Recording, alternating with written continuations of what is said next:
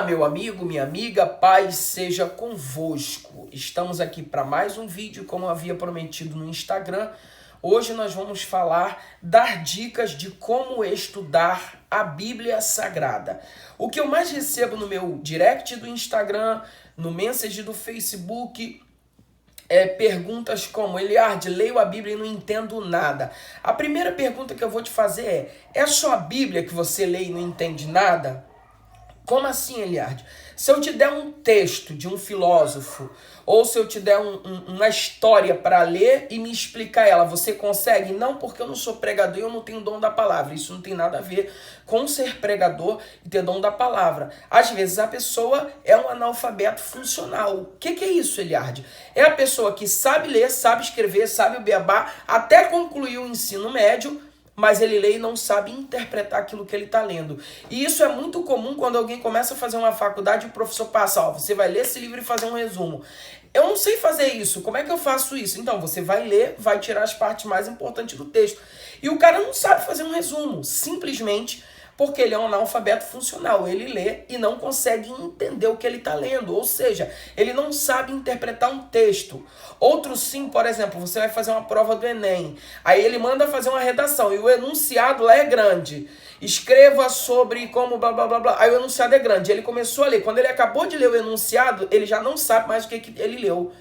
Por quê? Porque ele não consegue interpretar aquilo que ele lê. Então, gente, tem muita gente aí, até com ensino médio, tá, que lê e não sabe interpretar um texto. O nome disso se chama analfabetismo funcional. Então, por isso que eu estou perguntando: é só a Bíblia que você lê e não entende nada? Se eu te der um texto, uma história, você vai conseguir ler e me explicar o que está escrito no texto? Isso é muito importante, tá, gente? Outra coisa muito importante: existe uma diferença absurda entre ler e estudar. São duas coisas completamente diferentes. Tem gente que há mais de 20 anos lê a Bíblia vorazmente, lê 2 vezes ao ano a Bíblia. E ele fala: eu sou um estudioso da Bíblia. Não, você é um bom leitor da Bíblia.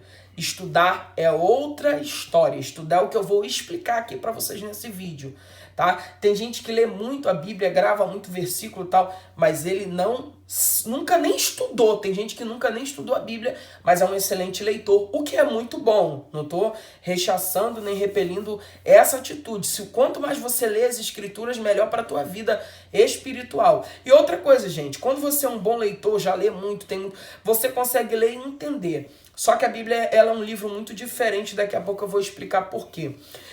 Uma coisa muito importante que eu quero te explicar aqui: existe uma diferença muito grande entre ler e estudar, como que eu falei anteriormente. E você sabia que Jesus nunca mandou ler a Bíblia? Que isso, Eliardi? Claro que mandou. Não. Jesus mandou examinar. Examinai as Escrituras, porque são elas que de mim testificam. Exame é diferente de leitura. Examinar significa minúcia, auscultar. É um exame detalhado para ver o que está ali realmente inserido dentro daquele texto, tá? E quando Jesus fala examinar as Escrituras, vale lembrar que Jesus não está falando da Bíblia toda. Ele está falando de Antigo Testamento. Ele está falando de contexto veterotestamentário, que era dividido em 3 partes: Torá, Neviim e Ketuvim, tá? Torá, a lei, o Pentateuco; Neviim, os profetas; e Ketuvim, os escritos, Cantares, Salmos, Provérbios, Eclesiastes, e por aí vai. Então, quando Jesus fala examinai as Escrituras, porque são elas que de mim testificam, ele está falando de um contexto veterotestamentário. Até porque não tinha sido escritos os evangelhos, as cartas, Apocalipse, Atos, nada disso. Então, Jesus está falando de Antigo Testamento, tá bom, gente? É muito importante a gente saber disso, tá? É só nível de informação mesmo. Então é isso, gente. Estudar e ler. Você é um excelente leitor bíblico, maravilha, parabéns, nota 10 para você. Só que você precisa estudar. E estudar dá um pouco mais de trabalho do que ler, tá? Por exemplo, tem gente que vai pregar um texto, você percebe que aquela pessoa que está pregando, ela não tem domínio sobre aquilo que ela está falando. Então, é muito importante a gente aprender isso. Isso é muito importante. Nunca fale algo que você não domina, tá? E como eu faço para dominar, Eliardi? Ler o máximo de vezes possível até aquele texto fazer parte de você. Aí você vai dominar o assunto.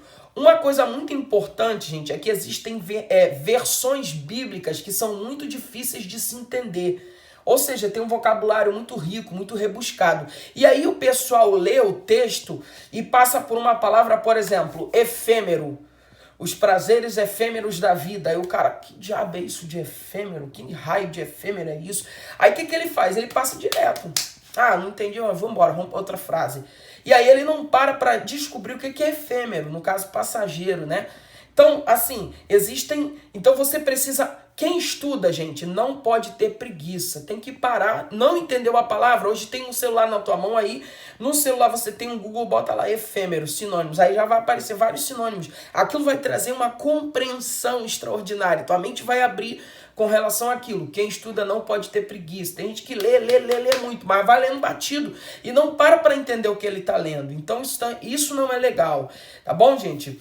Outra coisa muito importante... Por causa dessas versões bíblicas que tem um vocabulário muito rebuscado e você não tem domínio de grego, de hebraico, dos originais bíblicos, qual é o meu conselho para você? Pegue o máximo de versões bíblicas que você puder, tá? Tem a ARA, Almeida, Revista e Atualizada. Eu já falei isso aqui em outros vídeos no canal. Tem a NVI, Nova Versão Internacional. Tem a ARC, Almeida, Revista e Corrigida. Tem a Bíblia de Jerusalém, que já é outra versão. Só que eu tô te dando 4, mas existem muitas outras. E começa a estudar comparando o texto. Às vezes minha esposa lê o texto na ARA, Almeida, Revista e Atualizada, ela fala, não estou entendendo isso aqui, me explica. Eu falei, não, Nanina, não vou explicar nada. Eu tenho um monte de versão bíblica que tem ali. Pega, abre, bota uma do lado da outra e você vai ver como a tua mente vai abrir e a iluminação do texto vai chegar. Você vai entender o texto. Entende? Eu gosto de fazer isso. Estudar dá trabalho. Entende? Então você precisa aprender. Quem estuda não pode ter preguiça. Quem quer falar, quem quer pregar, quem quer dar aula, quem quer... Meu amigo, primeiro senta para aprender, para depois ficar de pé para ensinar. É assim que funciona, tá? Então, versões bíblicas diferentes. Vale lembrar, gente, que eu tô falando de versões bíblicas. Eu não tô falando de bíblias de estudo. Tá? Eu tô falando versões, traduções diferenciadas. Tá bom? E as bíblias de estudo, Eliard, muito importante. Para quem não tem muito livro, para quem não tem muito material para auxiliar ali nos contextos e tudo mais, as bíblias de estudos, eu já falei aqui, hoje não é mais uma prioridade, mas eu já estudei muito por bíblias de estudo. Eu tenho vídeos aqui de indicação de livros, vou deixar no final nos cards aqui para vocês verem, tá? Então, por exemplo, você vai estudar a Bíblia. Pegue bíblias de estudo, você que não tem muito livro, Pentecostal, Plenitude, Shedd, Thompson, e aí vai, tá? Eu tenho só um vídeo aqui, vai embaixo desses vídeos, desse aqui que está sendo gravado, você vai ver indicação de bíblias de estudo. E também tem um monte de vídeo de indicação de livros aí. Bíblias de estudos, dicionários bíblicos, concordâncias bíblicas. Tá? Hoje, muitas bíblias, por exemplo, a Bíblia Pentecostal, quando você abre ela lá no final, já tem a concordância. Por exemplo, pecado, palavra pecado. Aí você vai ver lá todas as palavras na Bíblia que fala de pecado, ser concordância bíblica. Entendeu? É muito importante você ir lá e começar a estudar a Bíblia dessa forma. Então, para quem não tem muito livro, as Bíblias de estudo são importantes sim. Tá bom, gente? Vale muito a pena dizer isso aqui para vocês. Eliade, dicionário bíblico, me dá dica aí. Gente, o que mais tem dicionário bíblico? Tem desde os mais caros, desde os mais baratos. Eu vou colocar aqui nas edições para vocês verem. Tem o Wycliffe, tem o Vini, tem o Champlin, tem outros aí que você pode ver aí na edição, tá bom? Tem desde mais caros, por exemplo, eu gosto muito do Wycliffe, eu tenho ele. Embora eu quase não use mais, porque hoje eu estudo mais pelo o grego e o hebraico, mas ele é muito bom. Mas tem o Vini, tem o Champlin, são dicionários bíblicos que vão te ajudar a entender termos que normalmente você não aprenderia só lendo ali, tá bom? Outra coisa muito importante, gente, são os livros históricos culturais, tá? Você precisa entender que a Bíblia foi escrita numa língua diferente, numa época diferente, numa cultura diferente. A nossa cultura é ocidental, a deles é oriental, e numa geografia completamente diferente da nossa.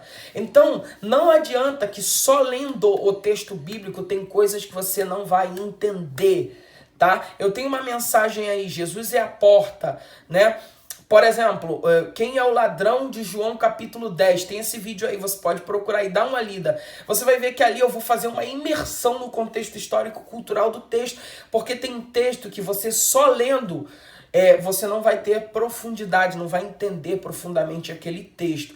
Então é muito importante você fazer isso. Ler livros históricos culturais, pois ele vai te dar o pano de fundo, o contexto histórico em que aquele texto está amparado. Isso vem da onde, Eliade? Isso vem de pesquisadores que viajam a Jerusalém, que vão para lá, que pesquisam, que aprendem, que emergem na cultura local para trazer um material muito mais rico, tá bom, gente? Então são essas dicas. O pessoal sempre fala assim, Eliade, como é que você faz para ler e decorar? Cara, você decora muita coisa, tem muita coisa na tua cabeça que você consegue decorar. Primeiro detalhe, ler em voz alta, tá? Isso é muito importante para você decorar. Quando você lê em voz alta, por exemplo, quando você lê em pensamento, você tem muito mais facilidade de dispersar. Outra coisa, lê em um local quieto, parado, sem barulho, sem movimentação. Isso é muito importante. Quanto menos problema, movimentação, desliga o celular, desliga o WhatsApp, desliga a internet e fica ali só para estudar, tá? E lê em voz alta para você ouvir sua voz. No meu caso, além dessas coisas, eu sempre li fazendo fichamento. Se eu leio um livro, eu faço o resumo dele, eu faço fichamento. Bom, claro, se eu achar o livro interessante, porque tem livro que só tem papel e letra e conteúdo zero. Mas se eu ler um livro e achar ele importante, então eu leio fazendo fichamentos, anotações. Sempre foi assim. Quando eu entrei na faculdade, essa era a dica que a gente aprende lá. Mas antes da faculdade eu já fazia isso. Todo livro que eu leio, que é importante, eu já leio fazendo resumos e fichamento. Eliade, eu não sei fazer isso, como é que isso faz? Gente, hoje eu adquiri a habilidade de olhar para um texto e saber qual é a parte mais importante daquele texto. Eu consigo olhar para um texto e descobrir quais são as palavras-chave daquele texto. E qual o escopo, o ponto central do texto. Mas isso não nasceu da noite para o dia, isso vem de anos de experiência, de leituras e fichamentos, tá? Não adianta eu querer te introduzir uma técnica aqui que não vai acontecer da noite para o dia. Você vai ter que ler, vai ter que estudar, vai ter que examinar minuciosamente e tudo isso dá trabalho. Compreende agora a diferença de ler para estudar? Nós temos excelentes leitores bíblicos na igreja, mas não estuda, entendeu? E aí é muito importante, por exemplo, o meu pai lê muito a Bíblia, mas ele talvez não saiba essas coisas que eu falo aqui, entendeu? Estudar é diferente de ler. Estudar requer paciência, não pode ter preguiça, você vai ter que parar, vai ter que ter trabalho, e às vezes a leitura tá gostosa, você quer fluir. Por exemplo, eu adoro a história do Davi. Aí eu tô lendo lá, caramba, aí eu esbarro com algo que me chama atenção. Eu paro e vou analisar aquilo que me chamou atenção. Às vezes o nome de uma cidade, às vezes uma palavra que ele falou, eu vou olhar no hebraico. Isso dá um trabalho tremendo. Mas isso é estudar, isso não é ler, isso é estudar. Ou seja, é analisar minuciosamente, é fazer o que Jesus disse, examinai as escrituras, tá? É você parar e examinar. É como se você pegasse uma lupa ali em algo. A pessoa lê, eu não entendi, eu vou embora. O que importa é que eu tenho que ler a Bíblia toda no final do ano. Isso é muito importante, gente. Mas o que adianta tu ler disparadamente e não entender nada do que tu leu? Então, gente, são dicas importantes. Eu espero que você tenha gostado. Se você gostou, gente, é de graça. Você que ainda não é inscrito, se inscreva no nosso canal e ativa o sininho para receber notificações de novas postagens.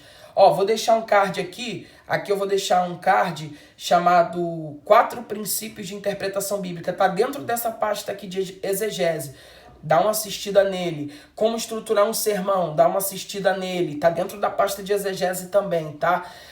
Vou deixar dicas de livros aqui, vou deixar vários cards aqui. Entra aí, assiste, e aí você vai cada vez mais se esmerar, tá bom? Até o próximo vídeo.